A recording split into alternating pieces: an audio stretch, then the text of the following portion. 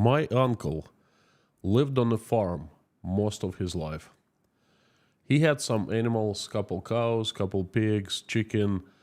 I talked about my uncle in the previous stream in more detail. Um, he was extremely nice and kind person. He had heart of gold. And out of our big family, he had the most savings for a simple reason. He lived with his parents, my grandma and grandpa. He was taking care of them, and he never spent on himself. He never bought himself anything. He saved everything he made, every single penny, and he was making money by, working at a collective farm, and he tried to make a little penny by growing something and selling it. It was strictly illegal back in the USSR, but anyway, he was making most of his money out of, paychecks. He saved. He saved everything he made, month after month, year after year. He was very generous to others, but extremely stingy on himself. Always helped his siblings. He had a brother and 3 sisters. His younger brother, my other uncle, was always in financial trouble. He liked to bet on horses. He wasn't very good at it, so he was always broke. And his older brother always bailed him out, always gave him money. Then my uncle had 3 sisters, and they had families and they had kids. He always gave them money, he always bought presents for them, for the kids, He was a very generous person. So he was the only person in the family who had savings.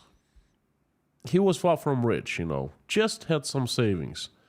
He didn't even graduate high school. He didn't go to, not having a high school diploma, but still out of our big family.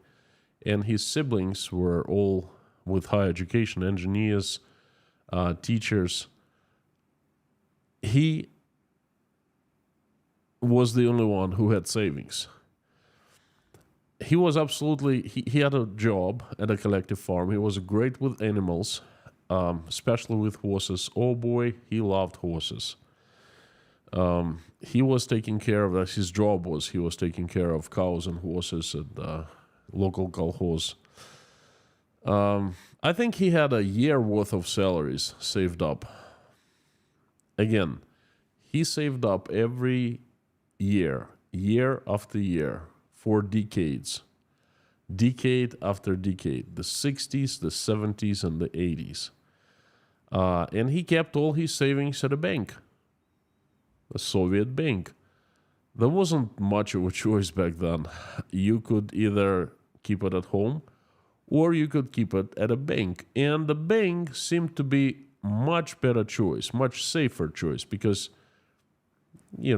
things could happen with money at your home. Burglaries in the USSR were very, very common. So the money could have been stolen, fire, flood, you name it. So the banks were fine. They even gave you interest, tiny interest, but the money was safe.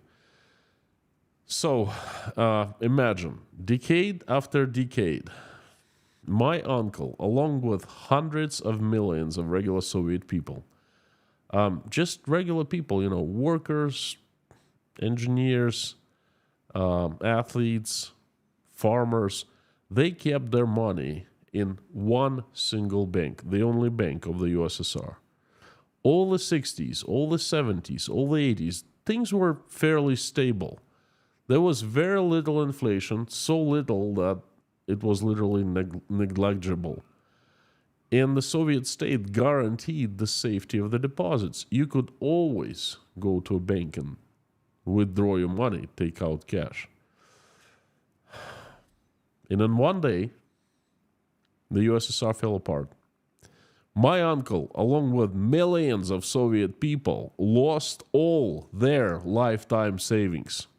overnight, just like that. My uncle never trusted any bank after that, ever. And the new era of under-the-pillow banking descended upon the new country, Russia.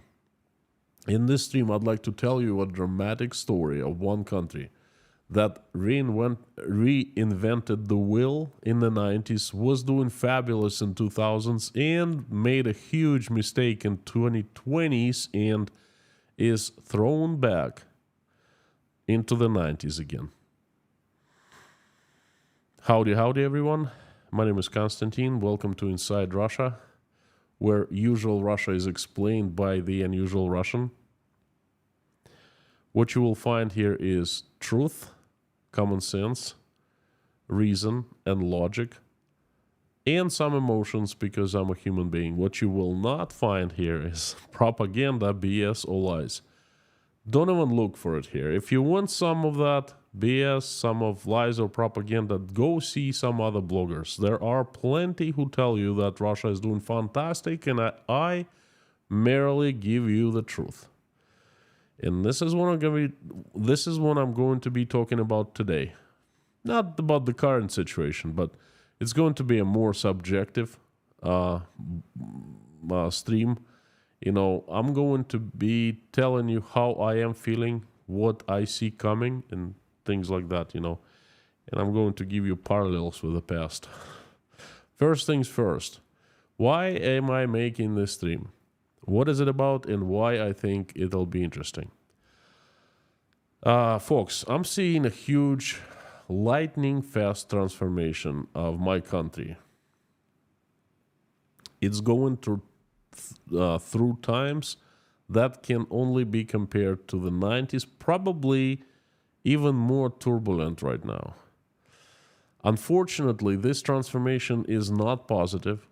The country isn't moving forward, but it's not moving into the future, but it's moving back into the past, and probably even a worse version of the past than it experienced before. You know, lately, I have a very strange feeling about Russia. It feels as if the country has come a huge circle and is getting back to the step one. It's hard to believe, but it's happening. A very odd thing that is that it feels like I'm the only one, or I am one of the very few people who understand what's happening and see it's happening. The other Russians, they are not seeing it or denying it one way or another. Let's start with the obvious, banking.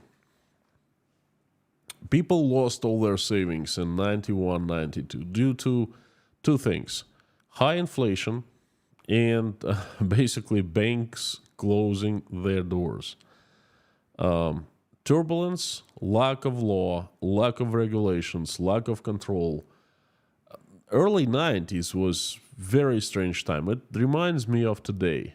And the more today gets crazy, it more reminds me of early 90s. Do you know how you could open a bank, let's say in 1992 or 1993? You simply opened a limited liability company and named it a bank. That's it. There were no rules, no regulations. There was no watchdog about banking. Russian central bank was it wasn't doing what it's doing right now. And a lot of people started opening banks.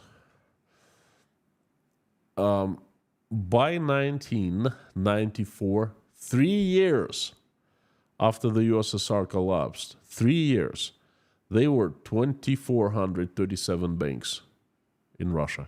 2,417 banks. Now, it took the United States of America 80 years to have 1,000 banks. 80 years, 1,000, 3 years, 2,400. You see the difference? Needless to say, there was lots of scammers con artists and simply people who didn't know what they were doing. Not a clue. That's why I keep saying that in the 90s, us Russians, we were reinventing the wheel. Or inventing the wheel. We didn't know anything, including anything about banking. Needless to say that most people lost all their trust to the banks in the early 90s. And for very good reason. They kept their savings, what we used to call under the pillows. Под подушкой. That was the safest place. Of course, they didn't keep literally under the pillows, but in a safe place, somewhere in their home or, some other place they knew. A secret place, let's put it this way. And they kept all their savings in American dollars. Because American dollar was stable, and it did not lose value. Ruble was prices doubling every single month back in 1992. Doubling. You got paid, first thing you did was run into a store and buy food, because the following day you'd buy much less with the same money. Not as bad as Germany had after World War I ended, but still, we had a very fair share of high inflation. I'm not talking about Russia, I'm talking about the entire USSR. Ukraine, Belarus, Uzbekistan, Kazakhstan. We were all in the same boat, basically. So, under the pillows. And I call this phenomena under the pillow banking. When people simply did not trust banks. When they still had fresh wounds. Like my uncle. He ended up never trusting bank once in his life. Until the very last day, he gave up to, he didn't want to open an account just to get his pension transferred to his bank account. He was like allergic to banks. And a lot of people didn't trust banks. And the turbulence was happening for a few years, but then a very strange thing started happening. Things started getting settled. The turbulence lasted until 95, I'd say. 95, 96, things started getting better. Because it never lasts, like the really bad time never lasts forever. There's good time, there's bad time. So the turbulence, bad time, 95, 96 were generally stable, and things started getting settled, started getting better. Inflation was tackled, stability started appearing somewhat, and people started relaxing a bit, and when they relaxed, when they trusted banks again, 1998 happened. Russian government defaulted on its debt. Russian government. Its debt was considered safe. And just in one day, they refused to pay. You know who did this? The prime minister of Russian Federation back then. You're not going to believe me. I'll tell you who that is. Who that was. The chief of staff, current chief of staff of President of Russian Federation. First deputy chief of staff of current Russian president. That is the guy in charge of all propaganda. That is the guy in charge of waging a war on minds of Russians and Russian youth. That's the guy I told you about in one of the streams. In September, he openly admitted that there was a war being waged on the minds of Russians. He's the one who changed the educational system, introduced this patriotism. He's the guy. He was the prime minister at the time, and he defaulted all government's debts. It's just so... It would have been funny if it wasn't tragic, But 98 was pretty bad. Russian government, again, defaulted on its debts. Many banks had invested heavily into Russian government debts. Should be low risk, right? Well, wrong. Not when the head of the government is that guy. And in August 1998, many banks simply closed their doors not to be opened ever again. The picture from the thumbnail to the stream, when there's a door and there's a sign above the door says a bank, most bank, and there's a crowd, the picture was taken in August of 1998. That's when people were besieging bank offices, trying to get in, trying to get their money, to withdraw their money, and that was just, I witnessed it. I briefly came from the USA to Russia just to see my family before the school year started, late August, and early September, and I was witnessing this whole mess. So people were besieging the offices. Unfortunately, few could get inside, and most, again, lost their savings. History repeated itself. And then there was another cycle. The 2000s came. Oh, those were good years. The golden years, the fat years. No banks went bust during 2000s. Moreover, the entire economy was rebuilt, renewed. Russia was swimming in money. A new banking system was built. There were so many changes to the better in the 2000s. People went to the banks again. Banks became real instruments of personal finance, business finance. Banks, there was a competition among banks, and they were actually starting getting pretty darn good. And people, in general, they have short memory. And they forgot the first crisis of 1991, banking crisis, and they forgot the second crisis of 1998. And they got stuck with another crisis. I call it the purge. There was another banking crisis in Russia, but it wasn't massive. It was not instant. It was spread out over a few years, and it was created by Russia's central bank. Central bank, by that time, became the ruler of all commercial bank industry, commercial banking. It basically, at this point, not just a watchdog, but the authority. Okay, it dictates banks the rules of the game, the banking game, and it's the boss. So central bank, Russia's central bank, started suspending banks' licenses. It started happening around 2011 or so.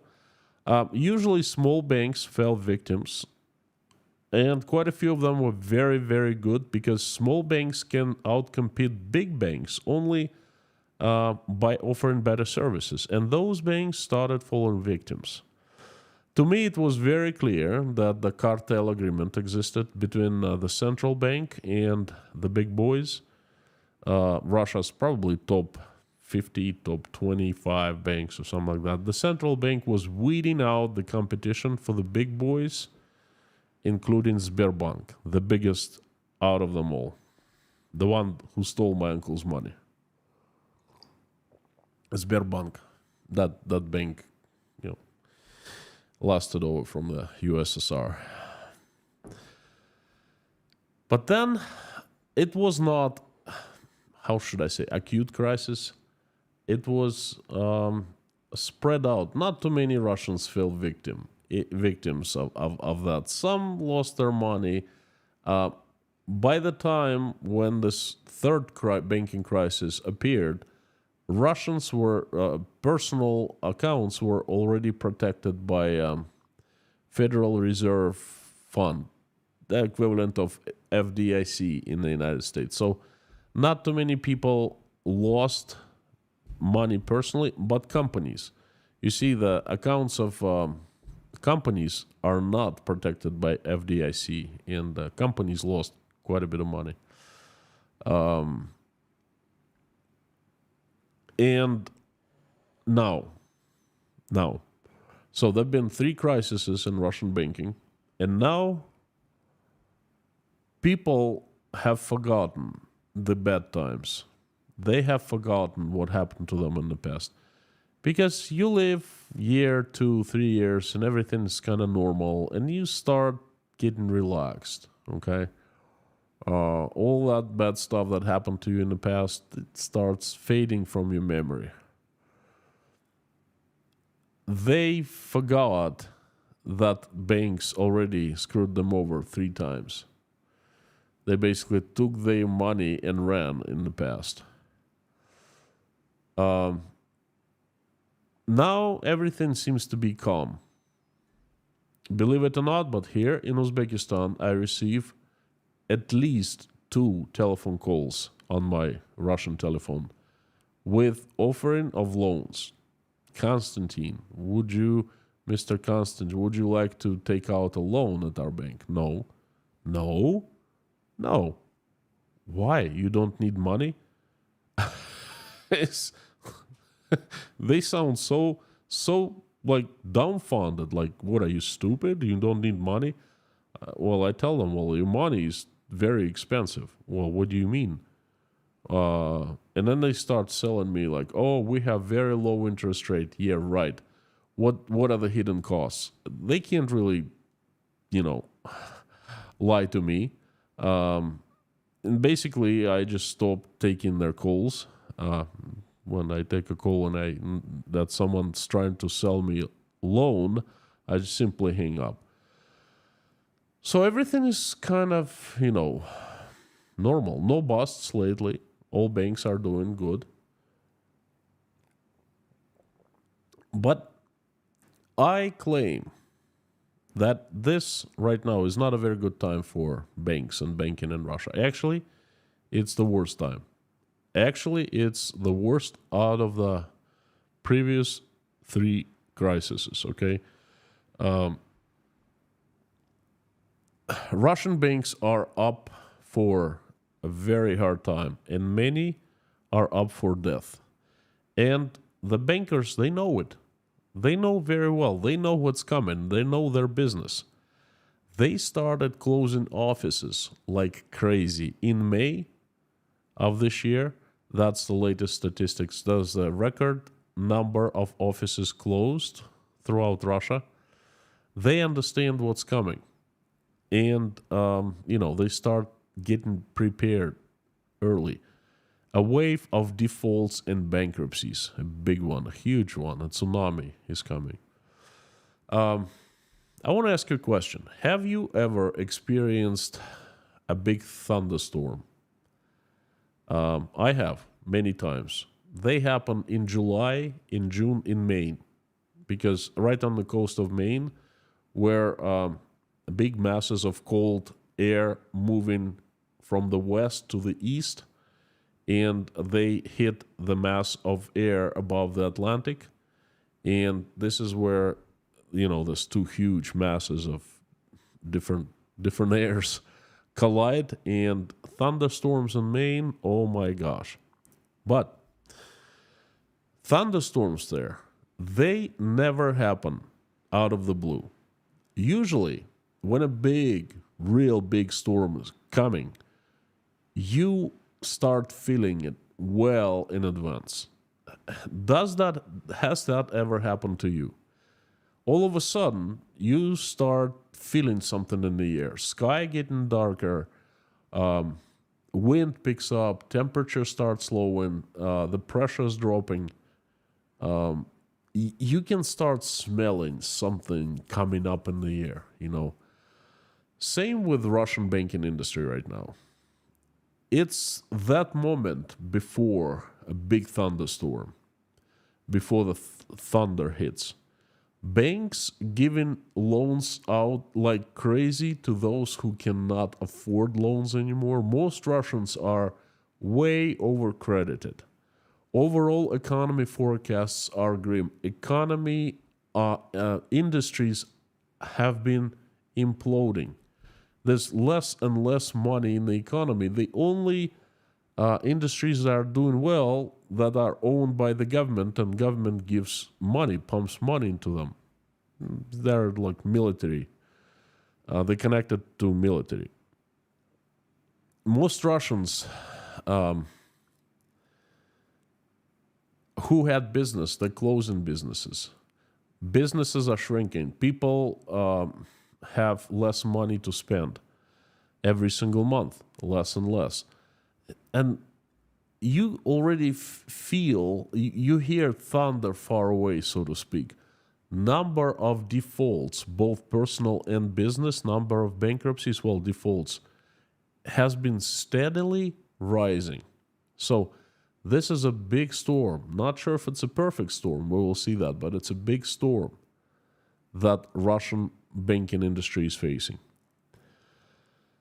So the banks are cutting costs. That is very obvious. Okay, they're closing down their offices.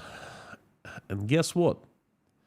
Very few people in Russia, they started using under the pillow banking again. I talk to quite a few people every week. I talk to my friends, I talk to my former colleagues, co-workers, I talk to my family, distant family. Some people are keeping their money under the pillows. Most people, very few, not many, but some. Most people, when I ask them a question, you think that banking industry is doing okay or up in trouble, they kind of look at me. They don't understand what I ask them. They look at me like I'm crazy. Okay? What are you talking about? Government guarantees. Everything's normal. Everything's okay. Well, don't you know what Russia is doing to Ukraine? Don't you know that Russia is under sanctions from all around? Don't you know that they well, yes, I know, but you know what? We've been through hard times before. We're going to make it through again and things like that. What do you mean I should withdraw? How do I withdraw my money from a bank? It's not convenient. You know how convenient that is? Oh, I know. It's very convenient. Private banking in Russia is extremely convenient. It's so good, I even made a video about that, okay? But you have basically a mobile phone, and it's an entire bank at your fingertips. You can transfer money in seconds. It's so convenient. But convenience has a price. And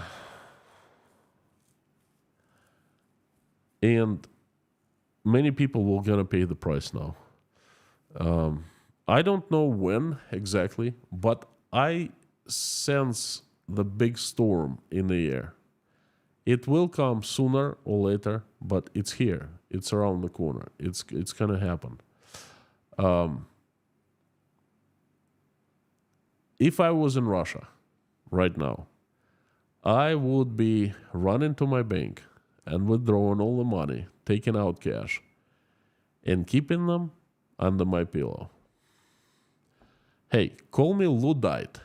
Call me a person who panics. Call me, anything, but my choice. My money, my choice. Well, I don't live in Russia anymore. I don't really have money in Russia left. So, it seems like we are standing in right before the event that is going to throw us back into 1991 in terms of banking, because back then everything was wiped out. Right now, it seems like everything will be wiped out.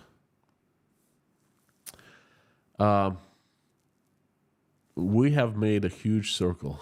This is crazy. But banking is just one of the things I'd like to talk about.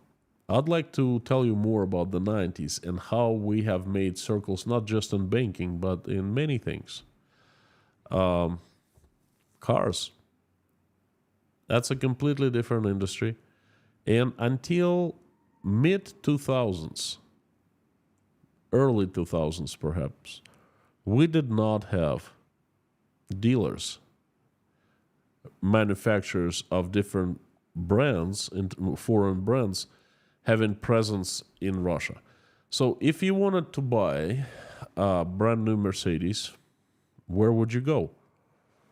You wouldn't go to a dealer. There weren't any dealers. You would go to a company who traded Mercedes, who'd sell Mercedeses.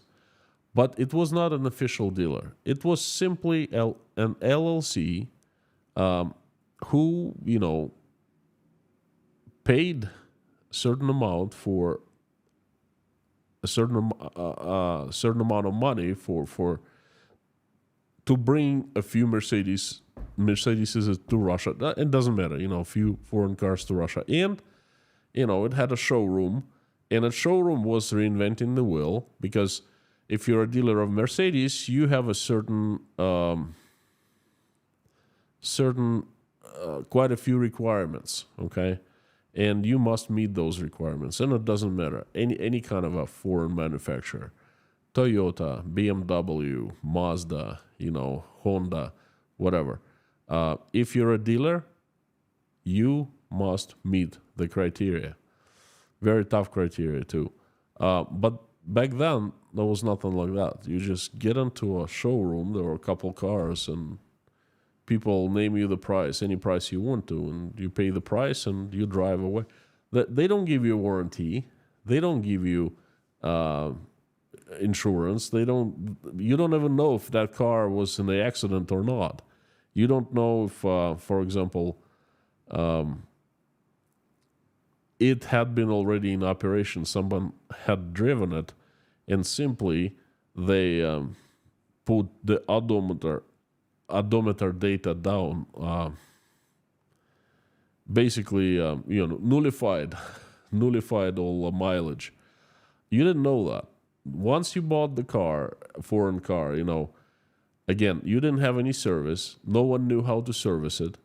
And to change a oil or if something broke down, you'd have to bring it to a closest mechanic, to a garage, And the guy would be standing and trying to fix your car, not knowing what he was doing. I remember that quite well. Never had a foreign car, but I saw that happening, okay? What's happening right now? My friends, it's not even funny. It's the very same thing. All the dealers are out of Russia. There are no representations of any foreign company, automobile company, except for, I believe, the Chinese and perhaps a couple South Korean manufacturers. Everyone else is gone. You can buy good car in Russia. You can buy pretty much any car, but you don't buy it from a dealer, even brand new. You buy it, again, from an LLC, limited liability company, who established a chain of companies, one company in Russia, another company in Uzbekistan, another company in Armenia, and another company in Germany. So, and the German company buys a Mercedes in Germany and sends it to Armenia. An Armenian company sells it to Uzbek company, and that's all those companies belong to one person, And the company in Uzbekistan exports it to Russia, and it makes it to Russia, but it's much more expensive. Software does not get updated.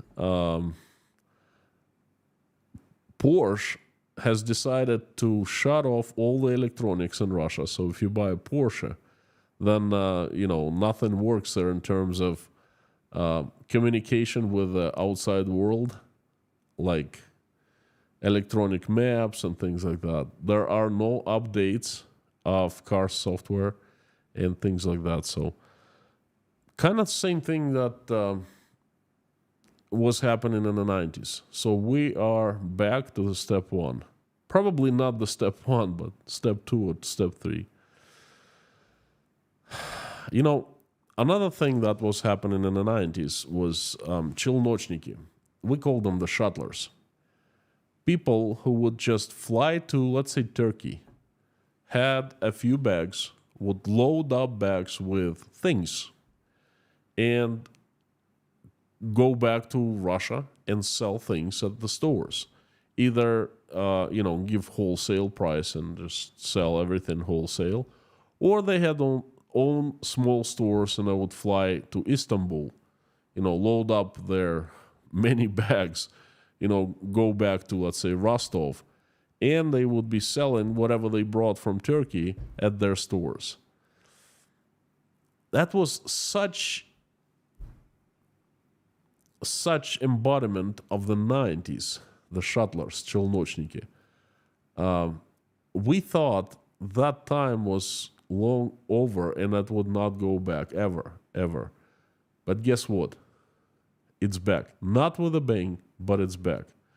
People start flying to China, to Turkey to buy things, electronics, expensive things, expensive clothing, and bring it back to Russia to sell. Of course, there are companies who do that, but individuals, the shuttlers, they started flying. I've seen them. I've seen people doing that already. We're back to the 90s. That is also a huge circle, and we are going back to the step one. Clothing. Believe it or not, but there was no domestically made clothing back in the 90s in Russia. Well, perhaps so little negligible. But all clothing was coming from Turkey. Some from Vietnam, most from Turkey. And you could go and buy something very expensive, but, for example, Chanel dress for a lady. But again, same as with the car, Chanel did not have representation in Russia, and someone would have to fly to Germany or to France, buy something from Chanel there, and bring it to Russia and sell it at a store. That's how things were done.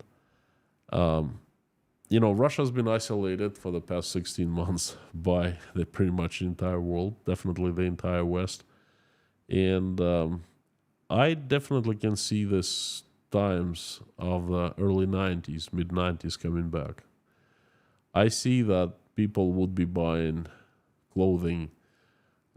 In Russia, they call it expensive clothing in France, in Milan, in someplace else, and bringing it to Russia. I believe it's gonna be en masse very soon. Visas. In the 90s, the Russians were considered, not very respected. The chaos in the country drove people away, and they were trying to get out of Russia as much as they could. And the Western countries knew that. It was hard to get a visa to go to a Western country because you had to prove that you had something to go back home to. You had to prove you were not potential immigrant. And I remember that it was such a big deal to receive a visa to Europe or to the United States or to Canada. It was nearly impossible. Guess what? 25 years later, it's very difficult again. We are back to the step number one. Same situation, even worse, because some countries are simply refusing to give visas to Russians. There's nothing you can do to get a visa from them. Not even athletes. So we are at step one again. You know what the difference between back then and now? It's actually a huge one. The situation is worse now, in my opinion, because, of course, we're not having it as bad as we were having it in the early and mid-90s, early 90s. Things are so much better now. But the big difference is what is coming. Back then, we were living in the dark, but we knew that we were going to the future. We had hope. Each one of us had hope. We were moving forward. We could see sun rising. And this is where we were heading at. We understand that life was crap in Russia. We understood back then. But we knew I wasn't forever. We knew that we just need to get through some years. We need to learn things. We need to get experience, to sharpen our teeth, so to speak, and things would get better. And they did get better, okay? I remember when I first, I came back to Russia, I think it was 2004.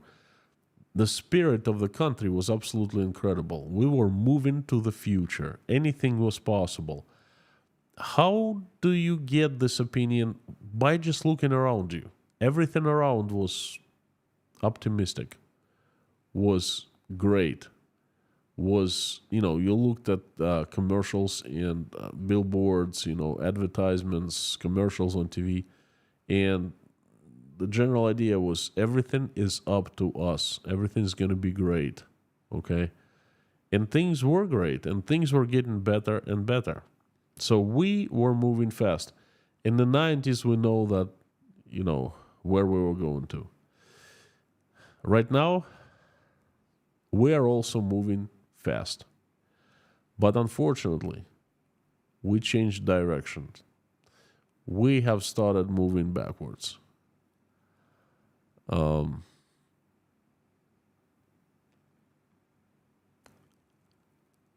Back in the 90s, we were coming from pretty bad to hopefully pretty good. And in 2023, we are going back from fairly decent, from good, to absolute chaos, where people do their banking under the pillow. And that, in my eyes, is the demise of the country. Thank you so much. That's been my message. I hope you liked it. Thank you. I would like to invite everyone to carry on to the live stream chat. Please join me. I'd like to converse with you, answer your questions. It's my most favorite time of any stream, when I speak to the viewers.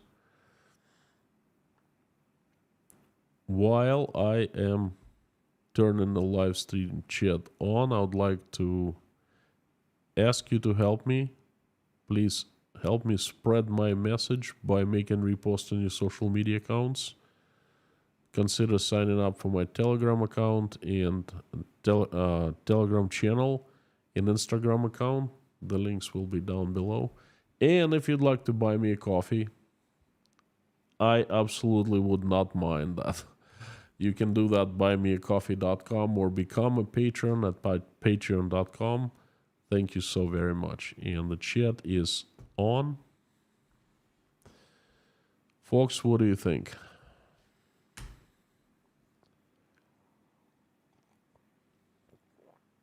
If you're not seeing the chat, please hit the refresh button and you will see it. By the way, did you like me singing? Did any of you watch the video I posted today? I actually sang there for the second time in my life, in my YouTube life.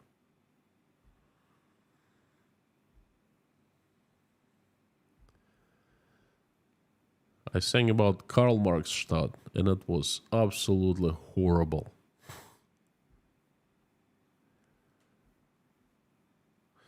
If you're here for the first time, this community is the best online, and it has the best moderation team.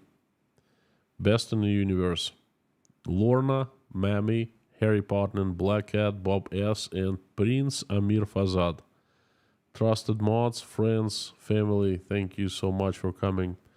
And the usual suspects is one of the reasons, a big reason why I love the streams, because of you, the usual suspects. Thank you for coming, and fantastic to see everyone. Grace Philosophy, Grace, how are you? My dear friend Constantine, finally catched alive. Send prayers and many hugs to you, your beautiful wife Natasha. Grace, thank you so much. We remember, we pray for you. I pray every single day, asking for recovery and for Lord to shine His heavenly light upon you, your family and your wonderful granddaughters.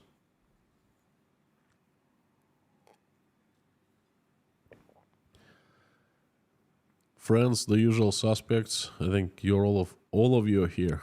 Thank you for coming. If you want, Renee D. Rind, it should buy me a tea. I should. Hey, if you want me to buy you a tea, no problem. I'll buy you a tea. Let me know how. People buy me coffee all the time. So if anyone wants me to buy them tea, no problem. I feed people every morning. Not every morning. I feed sometimes at the breakfast club. I used to every morning, but now people turn me down. They say, "Hey, we didn't come here to like free breakfast," and they turn me down. Sometimes they try to pay for me. Doesn't happen often, but it does happen sometimes. Missed the breakfast club. I had an important Zoom meeting this morning, but all good. So if any one of you wants to buy me, wants me to buy you a tea, I'll do that, no problem. If you want to notice, to have me notice your message, please put it in caps and put Inside Russia after that sign, so it appears in highlighted and large orange box. So in this case, it's so much easier for me to notice your message or question. Just like Bob S did. Hello, Inside Russia and fellow mods. Howdy, Arbeck 820, the usual suspect here, 5x5 as usual from you. Thank you so much. White Lightning, I know you avatar. I don't even need to look up the name anymore. Thank you for your support. Is there a lot of Bitcoin or crypto being used? This can help get around SWIFT banking blockade. Sanctions hurt the poor. The most big flaw. Bitcoin is shady in Russia. It falls into in between, between being illegal and legal. You can definitely, you used to be able to have an account on one of the crypto currency exchange, such as, I forgot. Anyway, you know what I mean. But now you can't for most of them because you're a Russian citizen. Definitely, you cannot do that out of Russia. Out of Uzbekistan, probably can. I mean, being outside Russia, probably can somehow. But I have very limited experience with crypto, so I know that a lot of Russians use it. We even had 2 lectures on cryptocurrency. And Tashkent Breakfast Club Sunday lectures, they actually started with a cryptocurrency. We had one expert coming in for breakfast, and he was telling us that he was an expert in cryptocurrency. And I asked him, would you mind give us a little, lecture? And he said no. And on Sunday we came. There was no special event or occasion. Like 6-7 people showed up. And we just sat at the table, and he basically explained us in a very simple language what cryptocurrency is, what is blockchain, and things like that. So it's pretty cool.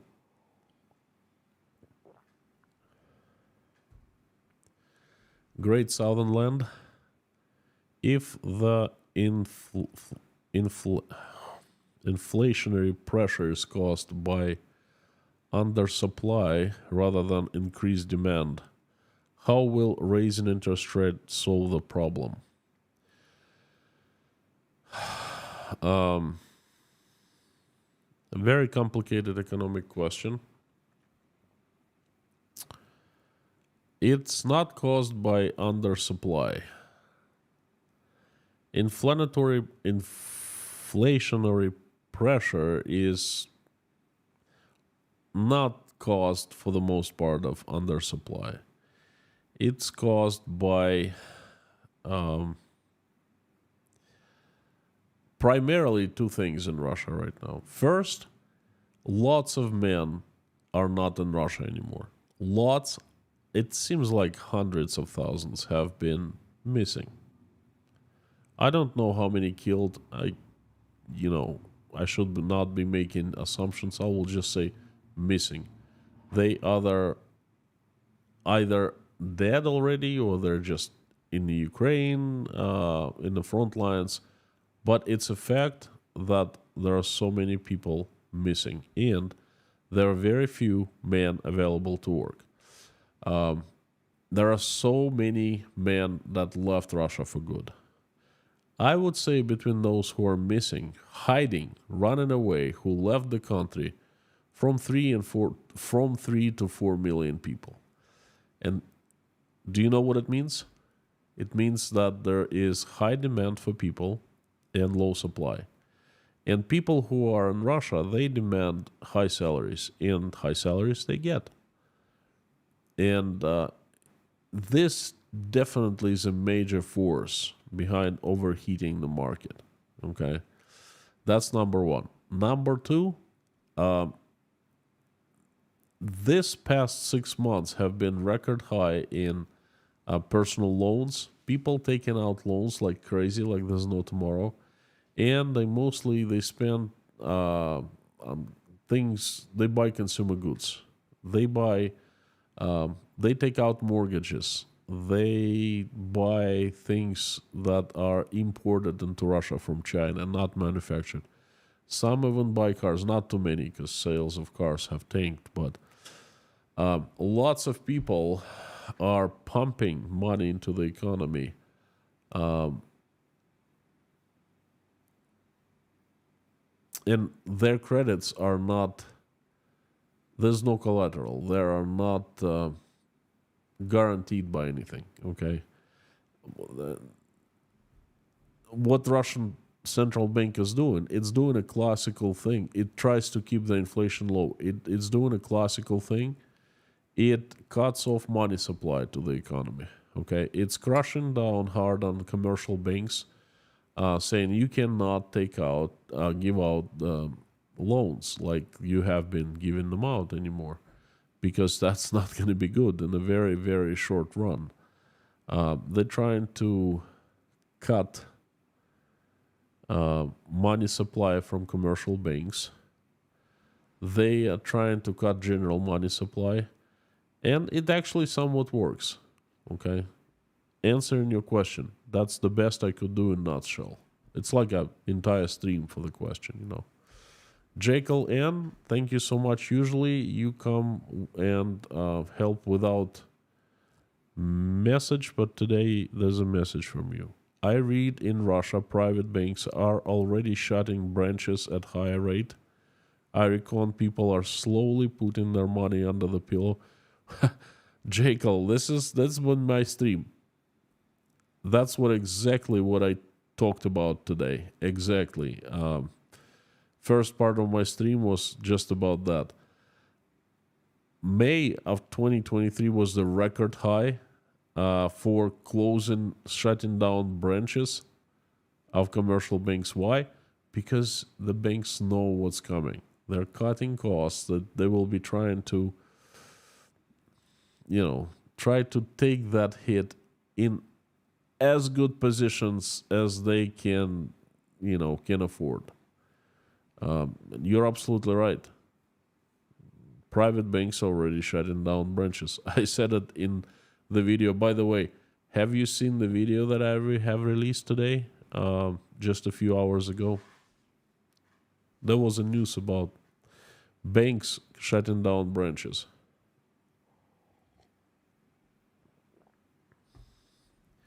Grace Philosophy, the word is dark. I am currently waiting for the one person to go backwards into the Berlin mire and get to shake hands with the author.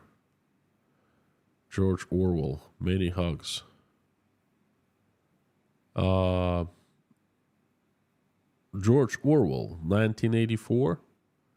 You mean, is he still alive? Wow, he must be old now. Well, Grace, good for you. Good for you. Thank you. Thank you so much. Fantastic to see you. Stefan in Sweden. Thank you. USD 25. Hello and many thanks to this channel. Thank you so much. Much appreciated. Money is needed. Money is very appreciated. The words are absolutely priceless. They make me float in the air. It's a complete privilege to listen to you. Privilege is mine, really. Thank you. It's my honor to have you. Happy that you keep up the good work. Blessings to you and your family. Thank you so much. I would like to, Stefan, I would like to tell you a little bit about what I'm doing. Some people, well, I'm doing it full time, every single day. It takes the video I made and uploaded today, 6 hours ago. It took me pretty much 2 entire days to research, to write, to polish, to film, to edit that video. 2 days, 2 full days, 16 hours worth of work, 12 minutes. Then I do streams on top of that every single day. And this is my full-time job. I never, named it job. It's not really a job for me, but in reality, that's what it is, because I spend all my time, all my efforts, all my mind here at YouTube. And Stefan, you know what? That's the most satisfying job I've ever had. I simply love it. I love every single bit of it. It's tiring. It's very difficult. To do YouTube, to create a YouTube channel is hell of a work. Let me tell you, friends. It's, I had some people comment to me saying, "What, are you a blogger? Wow, it's so easy. It's so nice. All you have to do is just take your camera and film, and boom." It's the most difficult job I've ever had in my life. Literally, I do not sleep. I put in 16-hour days. All I do is I sit in front of my computer. I either research or I create, I think, I analyze, I compare, I, sketch out and film, just do things. And the most difficult but most satisfying job. Or hobby or whatever. It's like hobby for me. I still don't treat it as a job. But thank you so very much. And it's a pleasure and honor to have you. Like I said, money is very welcome, very appreciated. Money is what keeps me going and my family going. Without money, I'd be bust. But the words, I value them more than money. Thank you so much. They really make me float up in the air. Thank you. Again, privilege is mine. Carson Larimore, forgive me for not being sympathetic, but I wish the ship would hurry and sink. Ukraine can be free from the occupier. Carlson, you did not hurt my feelings, not whatsoever. I most of all, I want Ukraine to be free from the invaders, because I like the country very much. I like the people. This is just terrible tragedy happening. Ukrainians, they didn't do anything remotely to deserve what Russia's been doing to them. And at first, Russians were saying, "Oh, we're not doing anything to the civilians. We're just denazifying, deoccupying." Now they don't care. Oh, we hit in Odessa 4 days in a row. Oh, yes, we're proud of it. The vengeance strikes, Oh, we hit the cathedral. They still didn't say anything about the cathedral. It's not us. It's Ukrainians themselves. But, they hit something. Oh, it's so great. And so by this message, you did not hurt my feelings, and you're not being, you not being sympathetic is fine with me. Thank you, actually.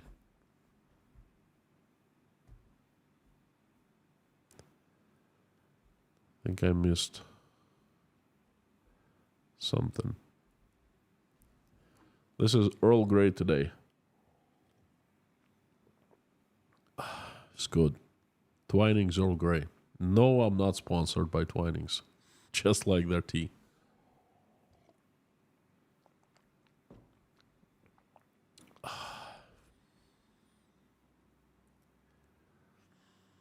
Brother Randall, thank you for information streams. Sponsor for 9 months. Thank you so much, Brother Randall. Pleasure to have you here. Con 7X. Do you have any suggestions for Russian reality-based media for my father who only consumes Solovyov and similar media? Anything I say, propaganda. Oi, oi, oi, oi, oi, oi. My friend, и треснул мир напополам.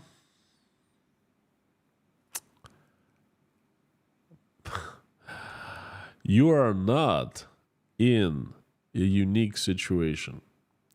I am personally so fortunate. My mom supports me and she's against the war. But I know so many families where, just like yours, parents support Putin, support war, support not even the war, but they support in general the government. And it's really hard to talk to them. I'm afraid that anything you say, anything you suggest will be taken aggressively. That's what usually does. What would I suggest? Pastukhov, Khodorkovsky, Rain, Dozht. Start with 3 of those. He probably wouldn't even touch Khodorkovsky. Probably considers him traitors, and a lot of older folks do. It's propaganda for you. But I'm really sorry to hear about your situation, but it's very common.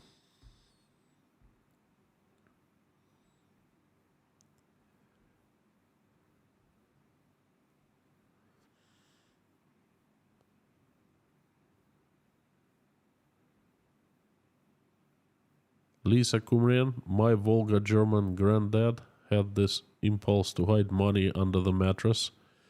Well, some call it under the mattress, some call it under the pillow. Was always terrified of telephone calls. I understand them very well. So was my grandfather.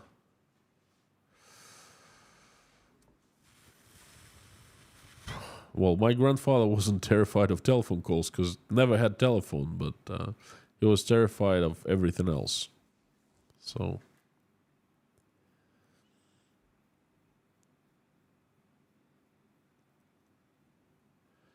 George Ruberty, good question. Did you ever have to steal to survive or do business in Russia?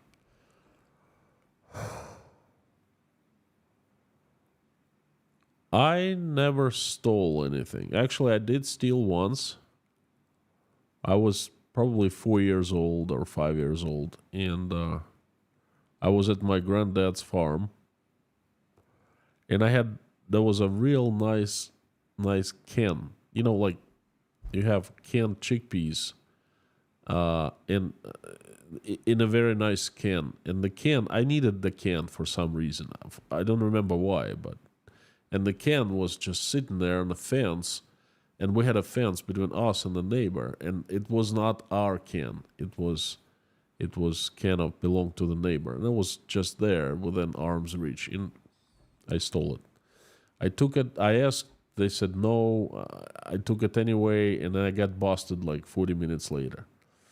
And I remember my granddad took out, I don't remember what it was, a little branch of a tree or his belt, and he, taught me a lesson. And that was pretty much the only time I stole anything. He taught me a lesson. He gave me, I'm so grateful for him doing that, because he kind of set me into the right way. And of course, he wasn't like really beating me, but it was hurting my ego. I still remember. I think it was like 4 or 5. And he explained me. He said, you cannot do that. And I still remember his explanation. That worked. Okay, so I don't remember stealing anything ever after that. The company, when I did business, I had 3 companies, high-tech startups. I certainly did not steal. It was very simple product, and we didn't even need to steal anything,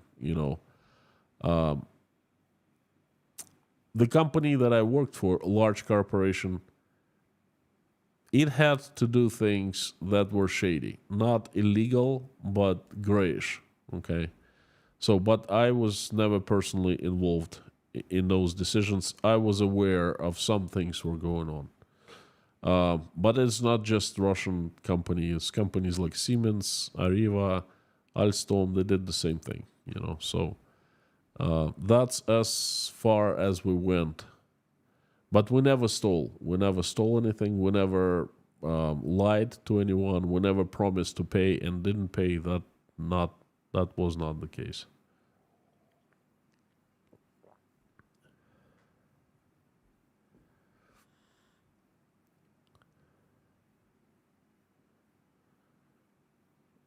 We got the belt. Hey, Jeffrey, how's your knee? I see that you're up with your sense of humor again.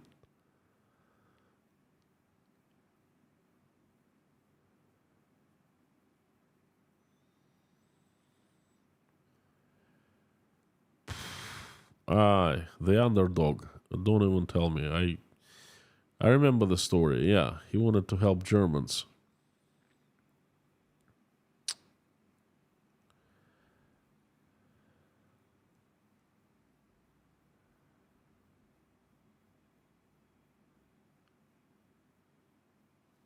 There's a breaking news. White lightning. Russia attacked a Romanian ship. If I'm correct, Romania is in NATO. You guys are the best. No Article 5 yet. Okay, so let's see.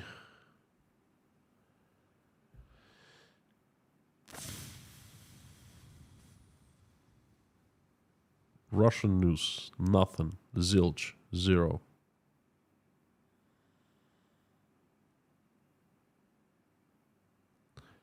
Alright, real news.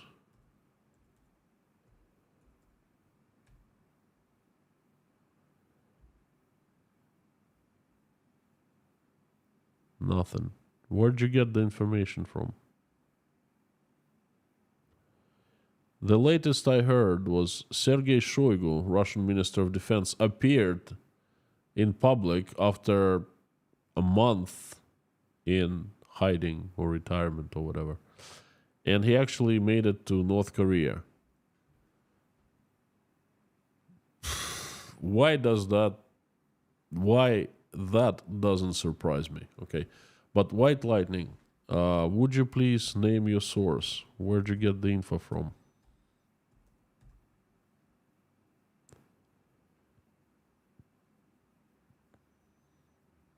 Nothing in the Western news, nothing in Russian propaganda, nothing in real Russian independent news, nothing. From what I understand, look, they are very afraid of attacking NATO. Afraid. They showed their true face when Russian rocket was allegedly Russian rocket. I think they still don't know until this minute whose rocket was that, either Ukrainian or Russian, but a rocket flew to Poland and hit a farm, killed a farmer. A farm was like 3 miles from the border. And oh boy, they got scared. Everyone in Russia got so scared. The government folks were running around saying, not us, we're being framed, not us. So I really have hard time believing that they're going to hit a NATO ship. Because they don't want escalation. They need to somehow exit this madness that they created for themselves. Grace philosophy. it was a joke. I'm sorry. Orwell is very dead. I updated my YouTube community profile. Feels me we're walking backwards into the future. Hence walking backwards into the mire in the Berlin. I am so sorry, Grace. I am feeling kind of ashamed now. Sorry.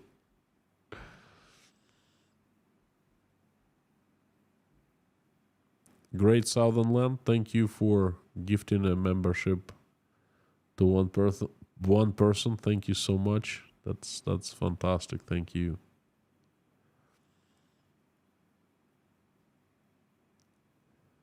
Diana Smith, it sounds as if the ship was not deliberately hit, not badly damaged, and has sailed away.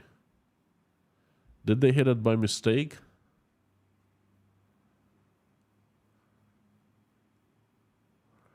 KG1, how internet economy of online shopping doing?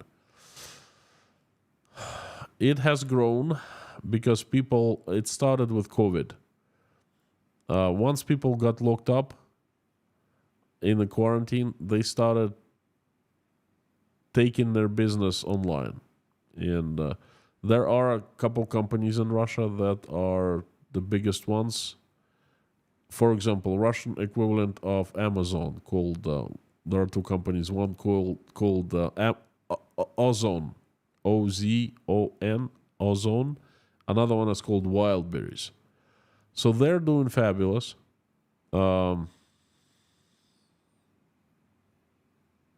That's pretty much I know about the internet business.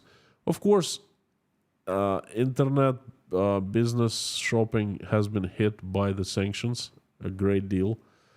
The company that's Russian Google, Yandex, they're trying to privatize. They're trying to not deprivatize. They're trying to sell it to Putin's friends, and they're failing. That does not help the internet economy.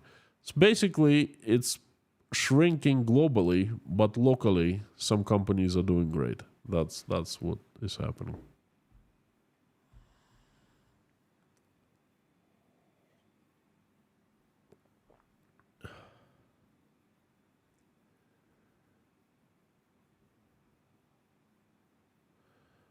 Kai Lerner, how do you verify information? Did it change since you left Russia? There are two ways. First is I have my hand on all the news coming out of Russia, inside Russia and outside Russia. Okay, and the second is I talk to people who are inside Russia. For example, if I need to verify something, prices have gone up by 50%. I usually call someone in Moscow and say, hey, I will catch up, and then I ask, do you experience that? And then I call someone to Rostov, things like that. Some things I don't need to verify because if we're talking about some analytical materials, I wouldn't have been. It doesn't matter where I sit in Russia or in outside Russia. It's the same thing, same procedure, same model of analyzing this information. So that's pretty much how I do it. I use lots of common sense, and I cross-reference. If something, smells fishy, that I go to different sources and I try to verify this information.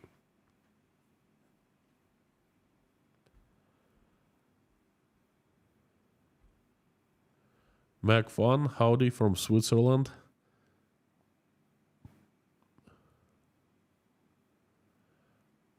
IAEA discovers anti-personnel mines along perimeter of Zaporozhye nuke plant. What do you think will happen next? Hard to say. I pray and I hope that they will not do anything stupid at Zaporozhye. Because if they blow up the plant, Zaporozhye is not too far from Russia. If you have wind blowing to Russia, Russia will get a fair share of radiation. I mean, you gotta be crazy to do that in the first place, because that simply isn't human.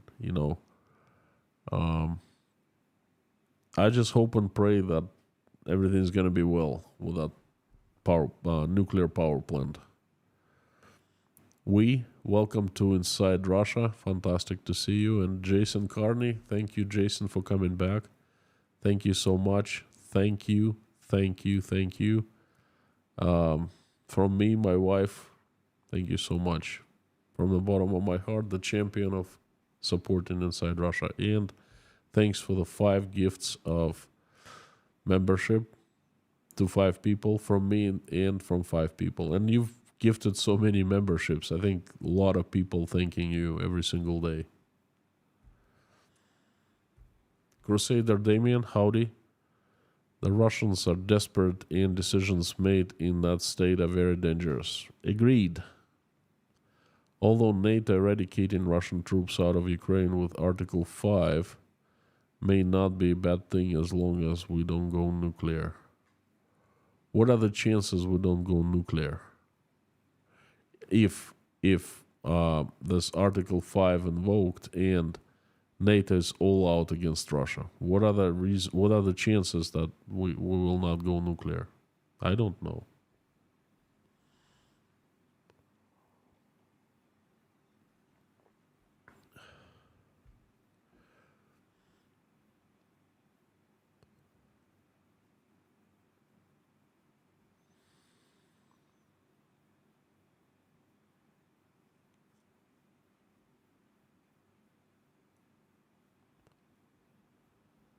Lisa Kumrian, your earlier news about mobilizing 55-year-old hit home. Some are older than that. I'm so glad you're safe. Yep, but I'm sure even older are thrown into the meat grinder. I personally know a man who was mobilized at the age of 62. Okay, personally know that person.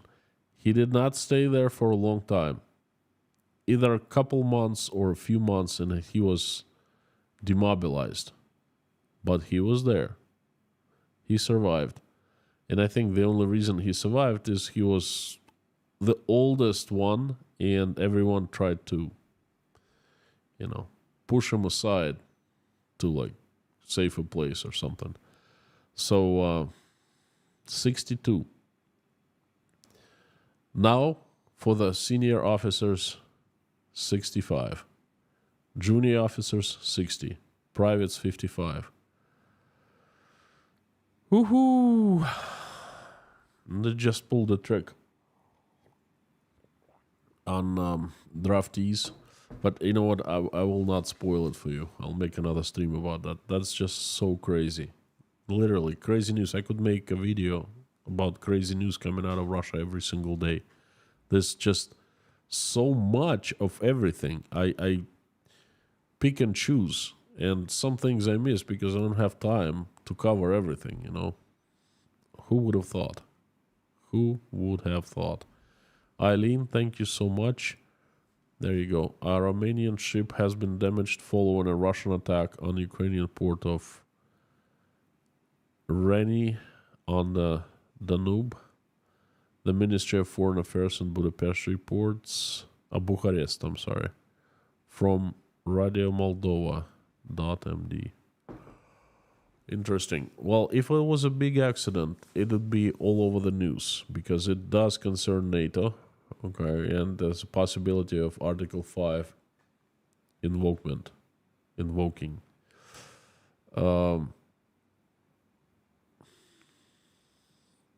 It looks like it was not a big damage, and it was a collateral damage. In other words, the Romanian ship was not the target.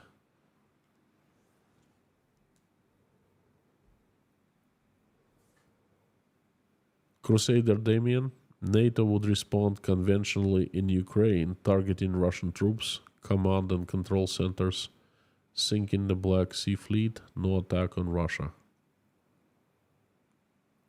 Huh. You know what? I never thought of that. I thought the attack would be executed on Russian soil. That's interesting. What would have happened? What would happen?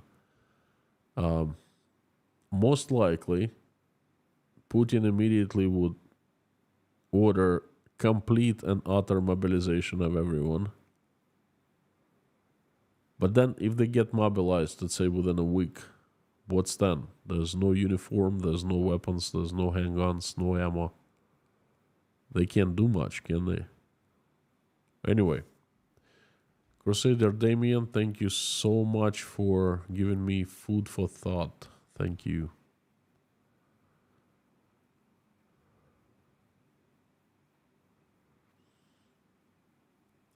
Dirk, Russia's finance minister, has said losses are bigger than expected. Well, surprise, surprise, I've been saying the losses are huge in the last, I don't know, 15 months. You see, you don't have to be a rocket scientist to understand that what's happening in Russian economy is not just a crisis, it's a catastrophe. It's a Titanic going down.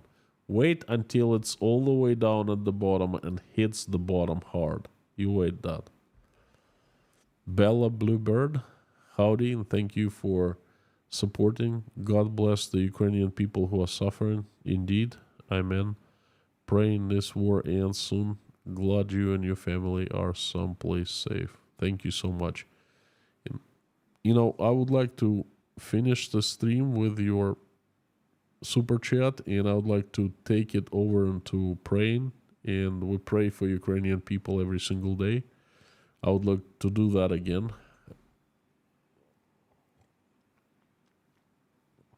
Thank you. Let's do it. Thank you. Everyone, would you please join me in prayer? If you're a believer, if you're not, please join us anyway. Send good wishes, good vibes, good energy, whatever you want to call it, to people. Wouldn't hurt, would it? Thank you so very much. Our dear Lord Jesus Christ, thank you for giving us this day. Thank you for putting food on our tables and giving roofs over our heads. Thank you for surrounding us with people who we love and who love us. Please give us wisdom to keep the skies above our children's heads peaceful and clean. Please give us wisdom to raise them the way that when they grow up, they will become better people. They will make this world a better place and they will have a better job than we have done. For now, please keep our children safe and healthy. Dear Lord, please help stop the bloodshed in Ukraine. The country has suffered so much and it needs a break, it needs peace. Please reach out and touch the hearts and souls of those who are responsible and capable of making that decision. Wake them up, open their eyes so they make the decision to stop the bloodshed. Please help every Ukrainian who has been affected, who has suffered. Answer prayers and make every Ukrainian's wish come true. Please send angels to every person in Ukraine so the angels keep people away from harm's way. Dear Lord, please help my country, Russia, also. Assemble your strong heavenly army, consisting of the strongest angels with the sharpest swords, led by Saint Michael, who will come down to this earth like an avalanche and will get rid of all demons who have hijacked Russia. Please have angels run my country. Please make it peaceful, make it respectful, loved, and loving.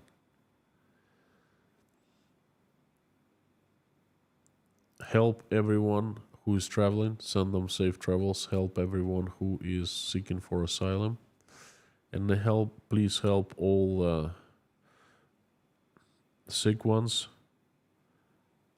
all the hungry, the addicted, the homeless, the jobless, the depressed, the ones who are not feeling good about their lives. Please shine your heavenly light upon those people so they feel better about their lives and they will have a chance for happiness. Please help all Ukrainians who are currently suffering from airstrikes from Russia. Please help all children, mothers who are raising their children. Help all single mothers who are raising their children by themselves, struggling to make ends meet. Send help their way, please. Thank you so much for allowing us to come together and have this community, and thank you for allowing us to pray. Please help everyone who is praying along or simply watching us pray.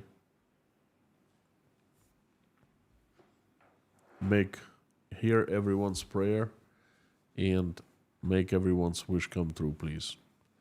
Dear Lord, I would like you to help people who have reached out and asked for help. They are a little girl, Sarah. Please help her, send her recovery, send her strength, and please help her family. Send her the family strength to get through the hard times. She needs to gain reflexes of coughing and swallowing again.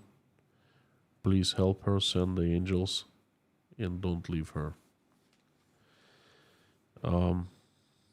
Please help Julie W., Frank in Texas, Jeffrey S., send him speedy recovery, Nina, Eugene and Lindsay daughter, Linda Trombley, Margaret, Sarah Stokes, James Gentz, Janine, Yorkie mom, Hannah, China Bill, Julia Haney, James family, Nathan.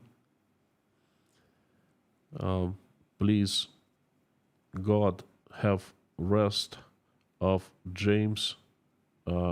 Have James' soul rest in peace, please.